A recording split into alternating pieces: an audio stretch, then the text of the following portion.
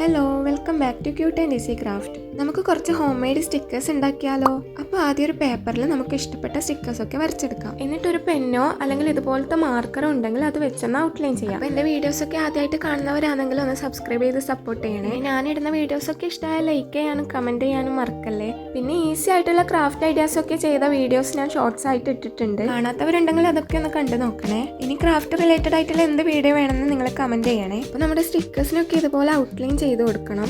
ഇതുപോലത്തെ cute sticker image ഒക്കെ വേണമെങ്കിൽ നിങ്ങൾക്ക് പിൻട്രസ്റ്റിൽ നിന്ന് ഡൗൺലോഡ് ചെയ്തെടുക്കാം കേട്ടോ. എന്നിട്ട് വരച്ചെടുത്താൽ മതി. ഞാനിതൊക്കെ ട്രേസ് എടുത്ത് വരച്ചിട്ടുള്ളതാണ്.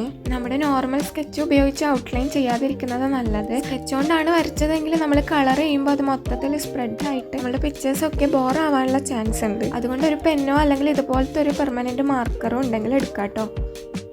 പിന്നെ നമ്മൾ ഇതിൻ്റെയൊക്കെ ഐസ് വരച്ചു കൊടുക്കുമ്പോൾ അതിൻ്റെ ഉള്ളിൽ ഒരു വൈറ്റ് ഡോട്ട് ഇടാൻ വേണ്ടിയിട്ട് ഒന്നിക്കൽ ഇതുപോലത്തെ മാർക്കർ ഉപയോഗിക്കാം, അല്ലെങ്കിൽ വൈറ്റ്നറും എടുക്കാം കേട്ടോ. എൻ്റെ അടുത്ത് ഇത് രണ്ടും ഇല്ലാത്തതുകൊണ്ട് തന്നെ ഞാൻ ആക്രിലിക് പെയിൻറ് വെച്ചിട്ടാട്ടോ ചെയ്തിട്ടുള്ളത്.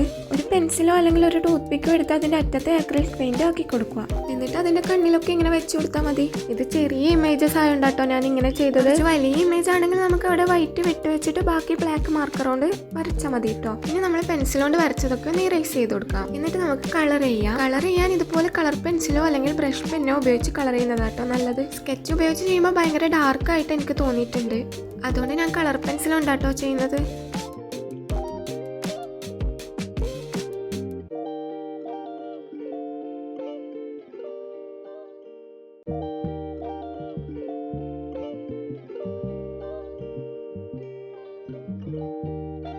അങ്ങനെ എല്ലാത്തിനെയും കളർ ചെയ്തെടുത്തിട്ടുണ്ട്. ഇനി ഇതിന് ഓരോന്നിനെയും നമുക്ക് കട്ട് ചെയ്തെടുക്കണം. കട്ട് ചെയ്യുമ്പോൾ കുറച്ച് വൈറ്റ് ഭാഗം വിട്ടിട്ട് വേണം കേട്ടോ കട്ട് ചെയ്യാൻ.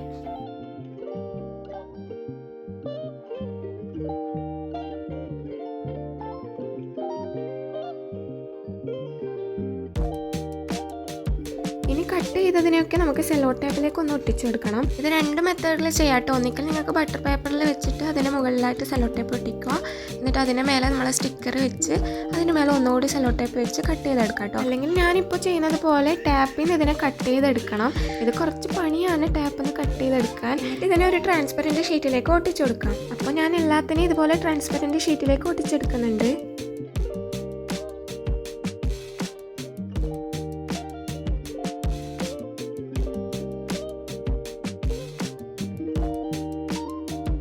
നമ്മുടെ ഹോം മെയ്ഡ് സ്റ്റിക്കേഴ്സ് ഇവിടെ റെഡി ആയിട്ടുണ്ട്.